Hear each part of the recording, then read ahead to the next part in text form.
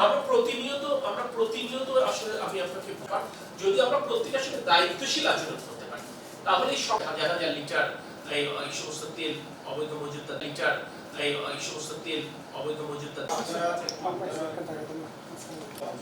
আমরা প্রতিনিয়ত আসলে আমি আপনাকে যদি আমরা প্রত্যেকের সাথে দায়িত্বশীল আচরণ করতে পারি তাহলে হাজার হাজার লিটার এই সমস্ত তেল অবৈধ মজুতদার। ফেব্রুয়ারির 28 তারিখ থেকে মধ্যপ্রাচ্যের সংকট শুরু হবার পর মার্চ মাসে যে শিডিউল ছিল এবং এপ্রিল মাসে যে শিডিউল ছিল সেই দুটো শিডিউল এটা হ্যাম্পার করেছে।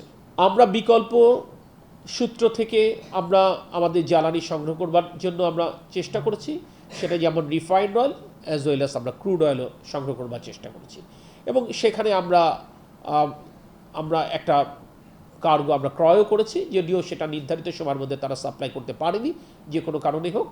আমাদের আরও দুটো কার্গো স্ট্যান্ড বাই রয়েছে। আমরা আশা করছি এই মাসের শেষার্ধে একটি কার্গো এসে পৌঁছাবে।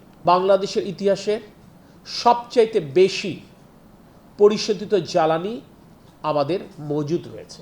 এপ্রিল এবং মে মাসে যেটি জ্বালানি চাহিদা সেটি পূরণের পূর্ণ সক্ষমতা বাংলাদেশ সরকারের রয়েছে এবং সেটি আমরা নিশ্চিত করতে সক্ষম হয়েছি।